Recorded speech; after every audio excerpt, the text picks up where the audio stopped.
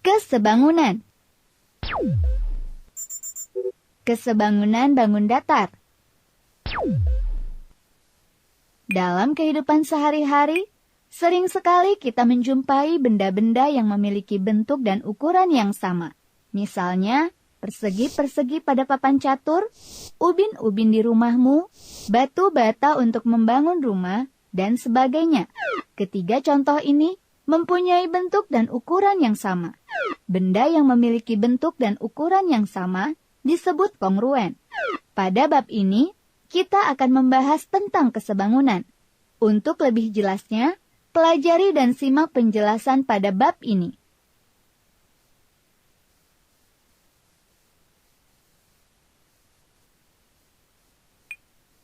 Perhatikan ketiga gambar ini. Ketika kamu memperbesar atau memperkecil foto, berubahkah bentuk gambarnya? Bentuk benda pada foto mula-mula dan setelah diperbesar adalah sama, namun ukurannya berbeda. Foto-foto ini dikatakan sebangun. Sekarang perhatikan gambar ini. Sebangunkah persegi panjang ABCD dengan persegi panjang EFGH? Pada persegi panjang ABCD dan persegi panjang EFGH, perbandingan panjangnya 4:8 sama dengan 1:2. Dan perbandingan lebarnya adalah 2:4 sama dengan 1:2. Maka, perbandingan sisi-sisi yang bersesuaian pada kedua persegi panjang ini dapat dinyatakan dengan perbandingan sisi AD dengan sisi EH sama dengan 1/2. Perbandingan sisi BC dengan FG sama dengan 1/2. Perbandingan sisi AB dan sisi EF sama dengan 1/2. Dan perbandingan sisi DC dan sisi HG sama dengan 1/2. Karena keduanya berbentuk persegi panjang, maka setiap sudut besarnya 90 derajat. Sehingga sudut-sudut yang bersesuaian pada kedua bangun sama besar.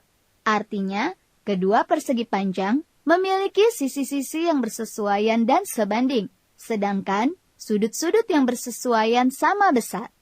Oleh karena itu, persegi panjang ABCD dan persegi panjang EFGH ini disebut sebangun. Jadi, dua atau lebih bangun datar dikatakan sebangun jika A. Panjang sisi-sisi yang bersesuaian pada bangun-bangun tersebut memiliki perbandingan yang senilai. B. Sudut-sudut yang bersesuaian pada bangun-bangun tersebut adalah sama besar. Untuk lebih jelasnya, perhatikan contoh-contoh berikut. Contoh pertama, manakah pasangan bangun datar berikut yang sebangun? Dan jelaskan. Jawab. A. Perhatikan sudut A sama dengan sudut X, sudut B sama dengan sudut Y, sudut C sama dengan sudut Z, dan sudut D sama dengan sudut W. Perhatikan sudut-sudut sisi AB sama dengan sudut-sudut sisi XY. Maka, AB per XY sama dengan 10/20, sama dengan 1/2. Untuk sudut sisi CD sama dengan sudut sisi ZW, maka CD per ZW sama dengan 7/14, sama dengan 1/2.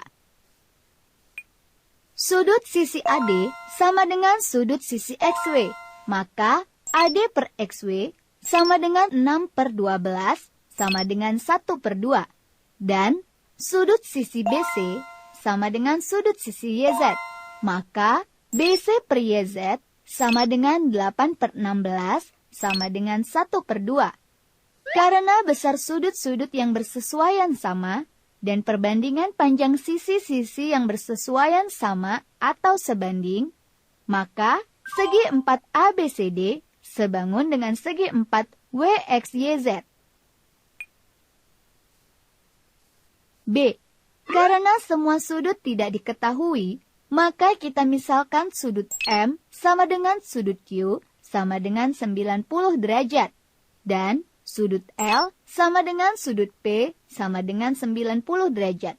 Sehingga sisi PQ sama dengan sisi ML. Maka sisi PQ per ML sama dengan 10/15 sama dengan 2/3. Sisi SP per KL sama dengan 8/20, sama dengan 2/5. Sisi QR per sisi MN sama dengan 12/24, sama dengan 1/2. Dan sisi SR per sisi KN sama dengan 11/16.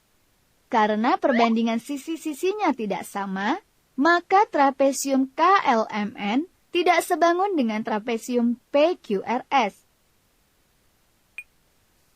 Contoh 2. Diketahui dua jajar genjang yang sebangun seperti pada gambar di bawah ini.